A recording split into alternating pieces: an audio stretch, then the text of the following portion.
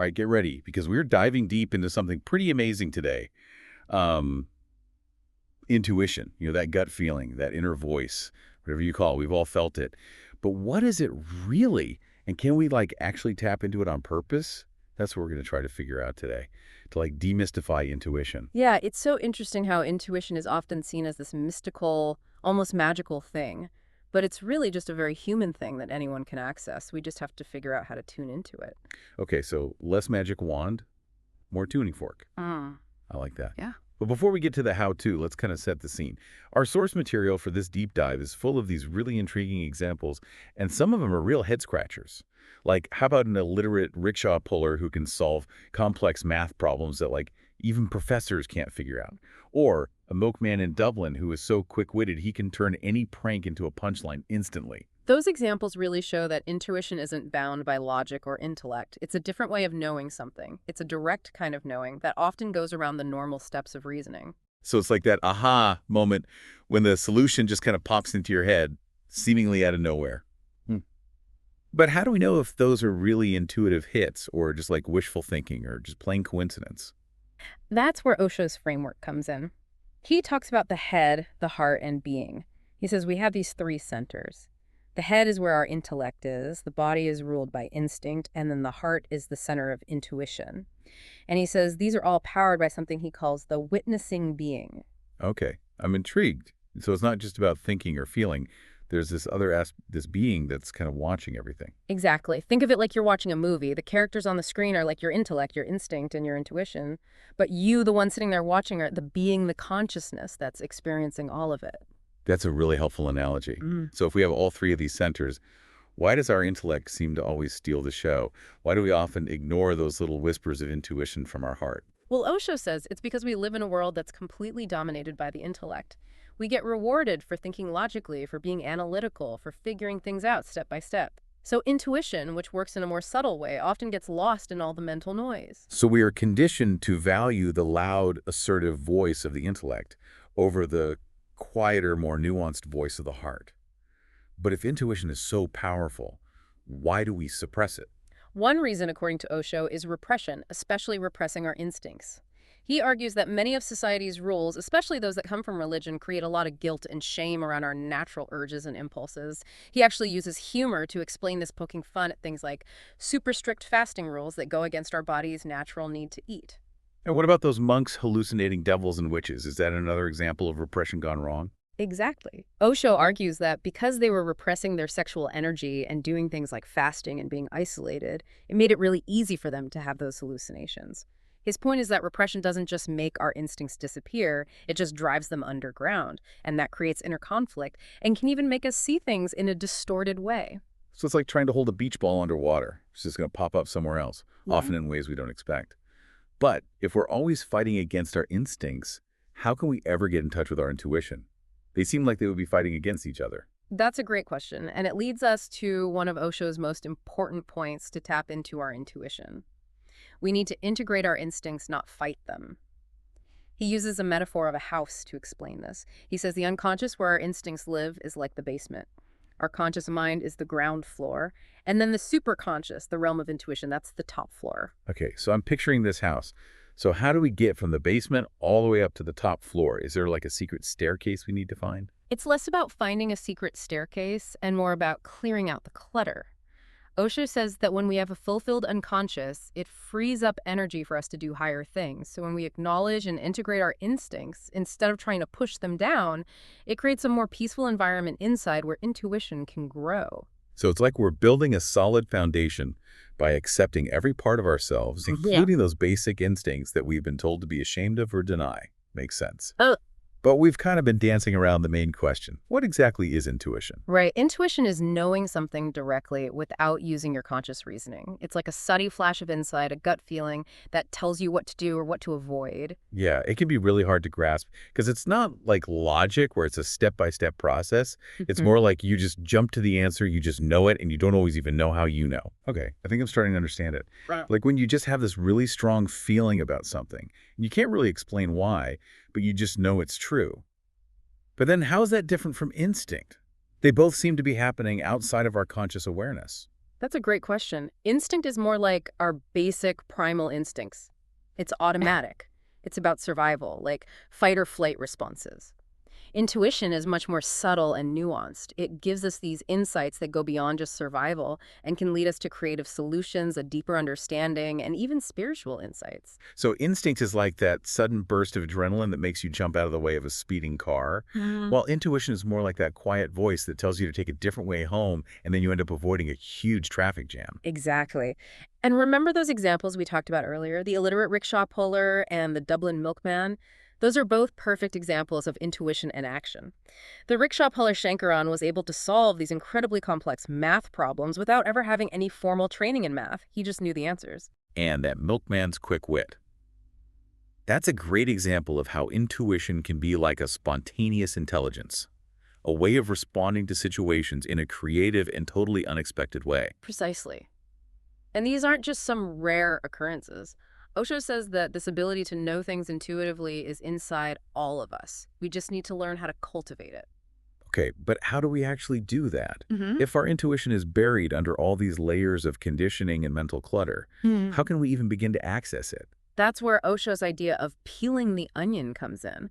He says we have to get rid of all those layers of conditioning that are blocking us from getting to our true being, which is the source of our intuition. Peeling the onion. I like that. It's like we're getting rid of all those fake layers and getting down to the real us. Mm. What are some of the layers that we need to peel away? One of the first layers is our physical senses.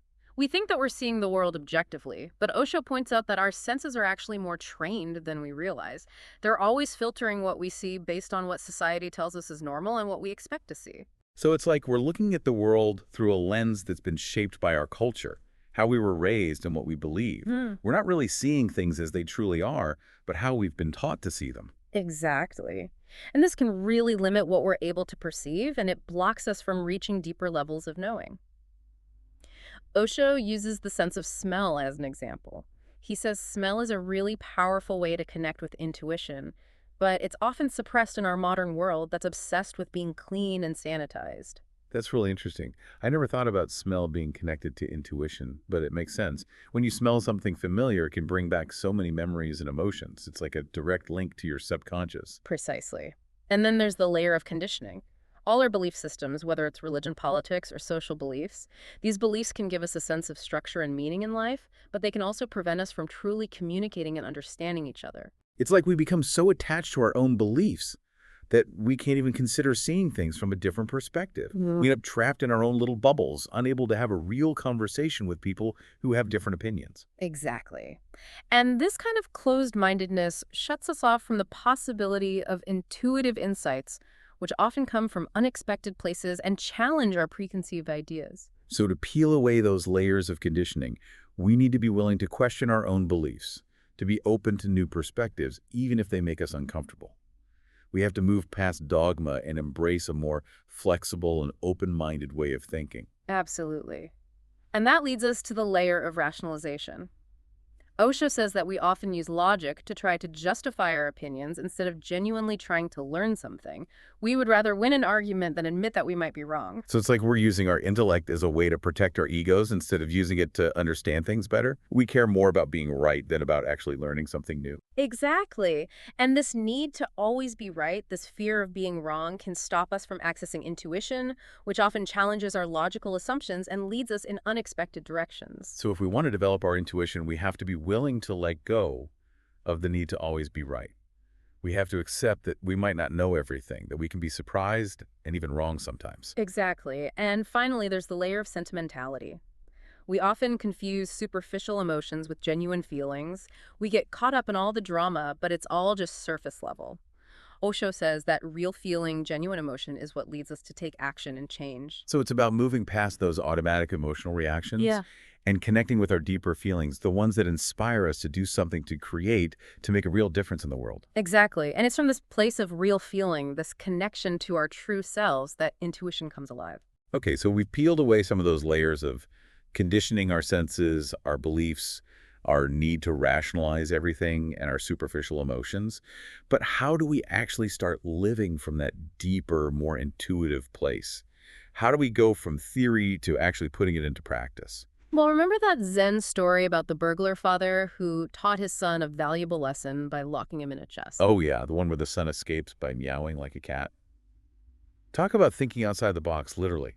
But what does that have to do with intuition? That story is a perfect illustration of how to shift from logic to intuition when you're stuck in a situation that seems impossible.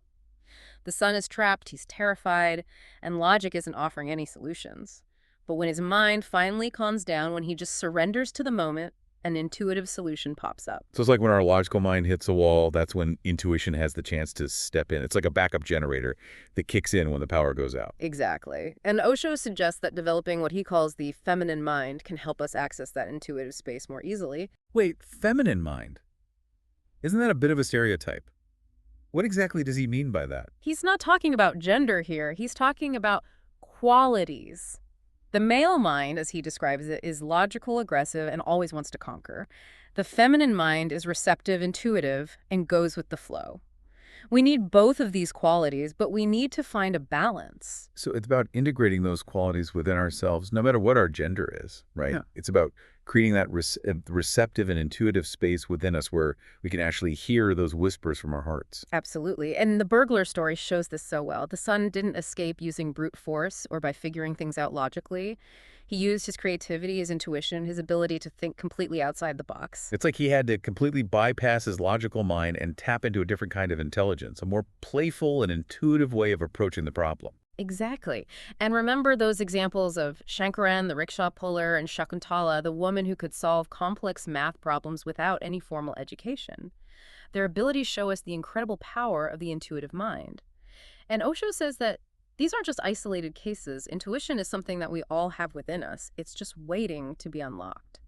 Okay, so we all have this amazing superpower inside of us, just waiting to be activated. But how do we actually do that? How do we move past these amazing stories and start developing our own intuitive wisdom?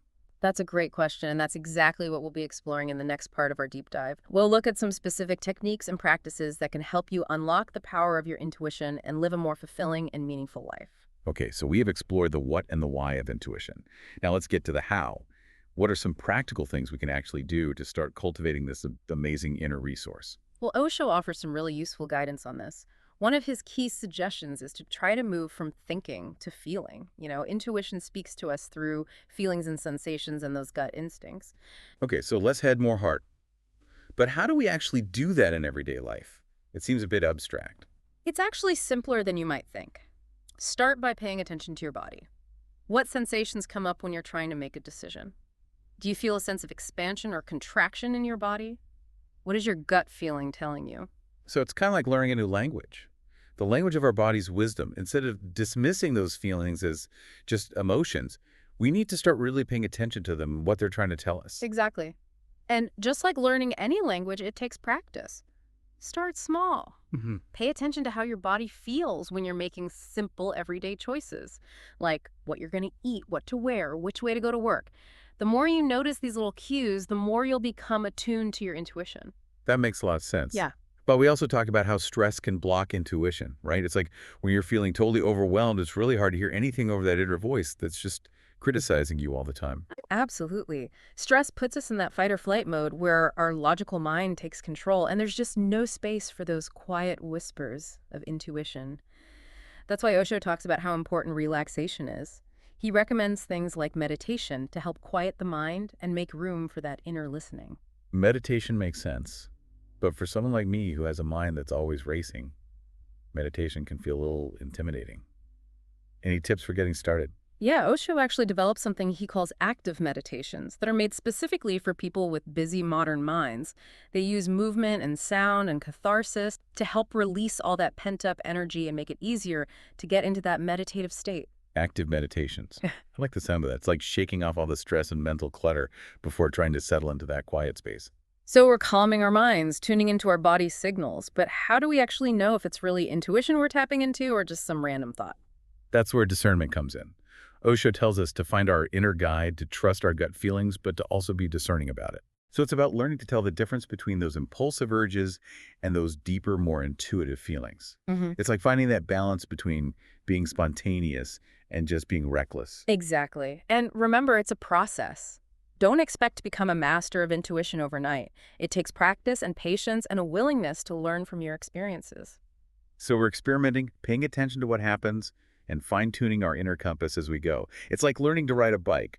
You're going to wobble a little at first, but eventually you find your balance. Exactly. And here's a really important point from Osho. Make happiness your measuring stick. Mhm. True success is about how fulfilled you feel inside, not about what other people think of you. So if a decision or an action fills you with joy and it feels aligned with your deepest values, that's a good indication that you're on the right path, even if it doesn't make sense to other people or it goes against what everyone else is doing. Exactly. Trust your own inner compass. It's the best guide you'll ever have. This is so empowering. It's like we're taking back our own power, trusting our inner knowing more than any outside pressures. And finally, remember Osho's advice to go for the poetry. He uses the example of the Zen poet Bash, who was just blown away by the beauty of a simple wildflower.